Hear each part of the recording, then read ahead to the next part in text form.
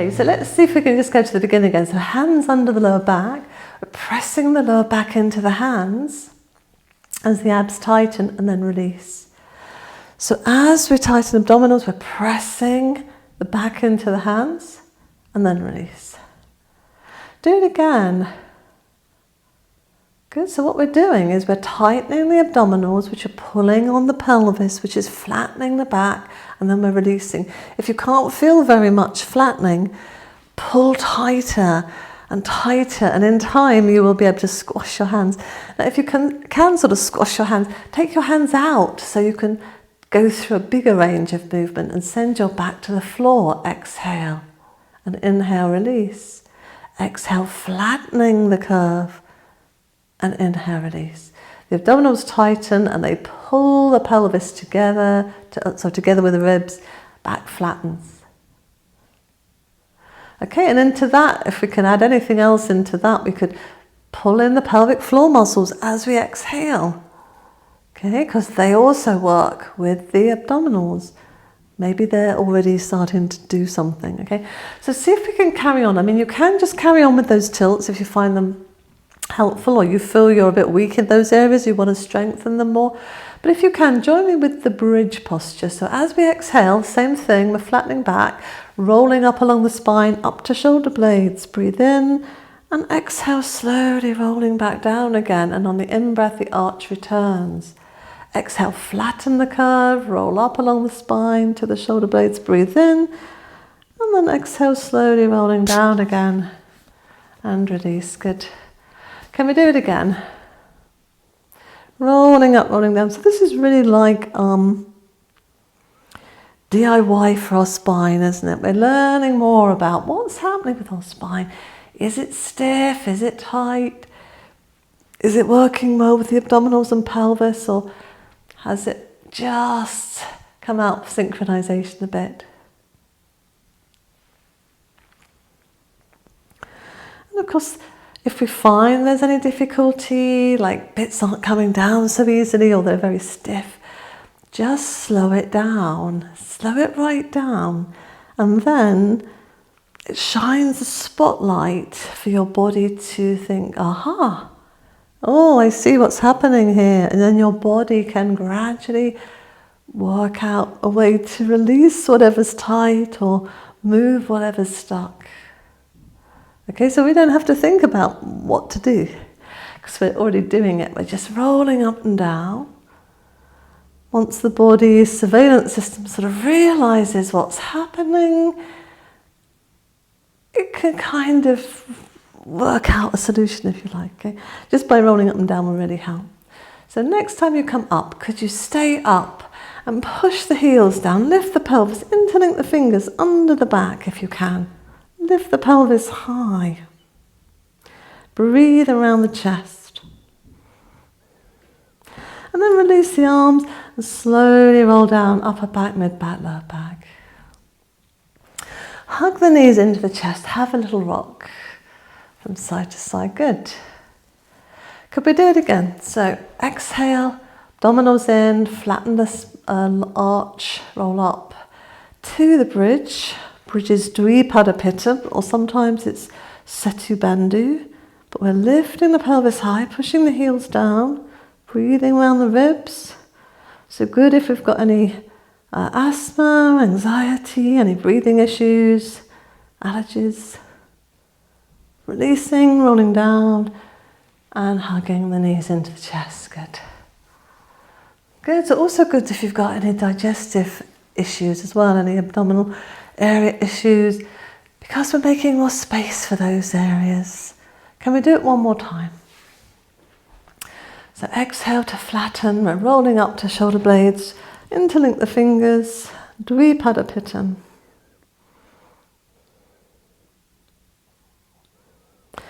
And our chin is tucked into our little sternal notch, which presses around the thyroid area, thyroid controlling our metabolism. Slowly coming down, hugging the knees once more into the chest, having a nice little rock side to side, letting our backs relax. Can we tuck our chin into our knees, curl up, And the head comes down. Can we roll our head side to side? Could we do it again? Abdominals in, chin to knees. Head's down, head's relaxed, and we're rolling the head gently. This is our final time. Lifting, releasing, and a little roll. Now make sure you've got room to your sides. Have your feet on the floor. I've got to watch out for my plants, but make sure you've got room. I might sort of, no, I think I'm going to be okay actually. But the arms are going to the side. They're just above the floor, and they're coming up just above the head. And then they're coming down to the side, so they're just maybe 1/4 centimetre or something small like that above the floor. Breathe in up, breathe out lower. Now can we count? Can we count in for 1, 2 is halfway, then 3 and 4, we're there. And we're coming down, 1, 2, halfway, 3 and 4.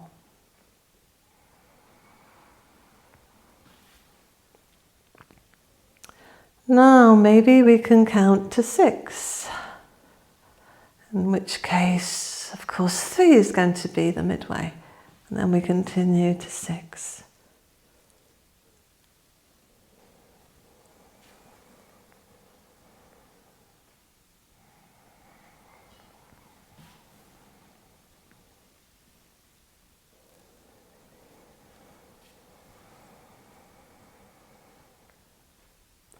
Natural breath following or starting, and the movements following.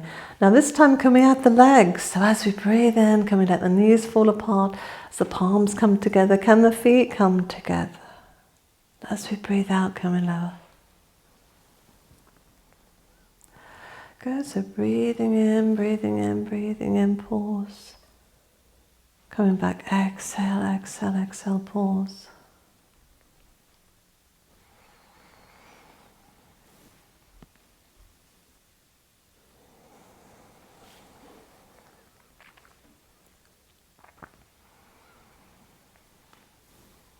Now the next time we come into frog, can we stay and rest there? Now, if you have any difficulties staying there, you can make adjustments. You know, you could lower the arms or an arm or stretch a leg out or whatever it is you feel you need. But if you don't need to change anything, stay in frog itself. Breathe in, breathe out. So it's a very open posture. All our sort of vulnerable bits, you know, our heart, our belly, you know, everything's sort of open here. So we're being very trusting here, but we're in a safe environment so we can open and feel free. So although the position could be considered vulnerable, it actually feels very strong to be open. Quite courageous.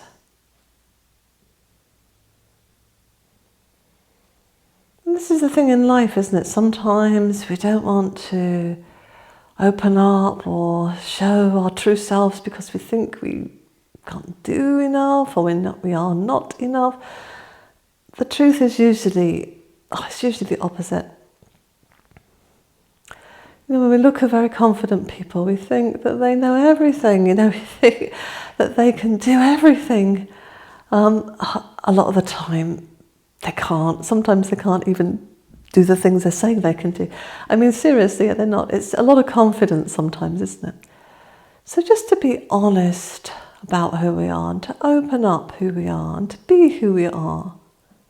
It's important. We don't have to hide our gifts, if you like. You know, we don't have to hide our abilities. We should be using our abilities, you know, to help the world, you know, help ourselves, help the world. It's kind of one follows the other in a way, doesn't it?